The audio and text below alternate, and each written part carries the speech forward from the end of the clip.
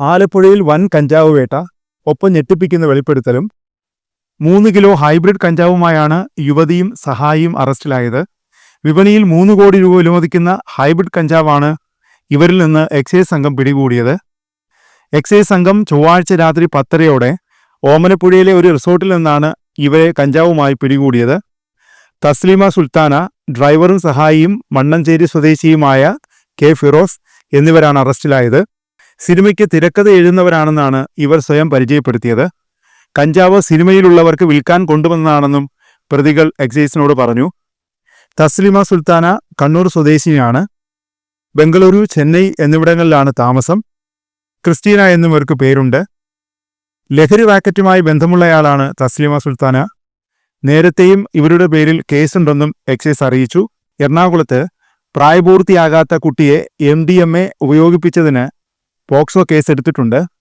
Taslima English, Malayalam, Tamil ഉൾപ്പെടെ 8ഓളം ഭാഷകൾ സംസാരിക്കും.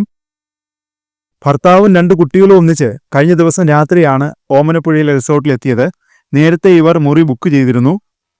ഹൈബ്രിഡ് കഞ്ചാവിന്റെ 4 പൊതികൾ പിടികൂടുമ്പോൾ ഇവരുടെ പക്കലുണ്ടായിരുന്നു. തായ്ലൻഡ്, മലേഷ്യ എന്നിവിടങ്ങളിൽ നിന്നാണ് ബാംഗ്ലൂരു വഴി കഞ്ചാവ് എത്തുന്നത്.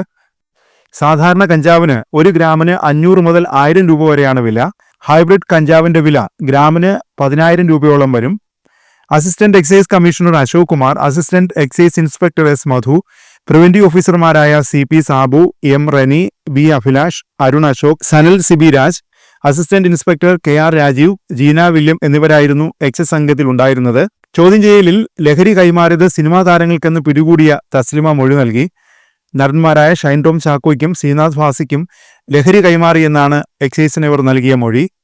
സിനിമാ താരങ്ങളുമായുള്ള ബന്ധത്തിന്റെ ഡിജിറ്റൽ തെളിവുകൾ എക്സൈസിന് ലഭിച്ചിട്ടുണ്ട്.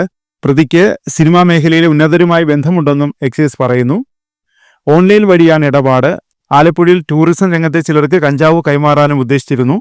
ഓൺലൈൻ വഴി ഇടപാടും പണം കൈമാറ്റവും നടത്തിയ ശേഷം പറയുന്ന സ്ഥലത്ത് കഞ്ചാവ് എത്തിക്കുന്നതാണ് രീതി.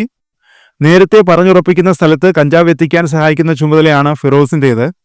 ഫിറോസ് ഇതിനു മുമ്പും ഇടപാടുകൾ നടത്തിയിട്ടുണ്ടെന്നും ചോദ്യം ചെയ്തതിൽ പറഞ്ഞു. രഹസ്യ വിവരത്തിന്റെ അടിസ്ഥാനത്തിലായിരുന്നു എക്സൈസ് സംഘത്തിന്റെ റെയ്ഡ്.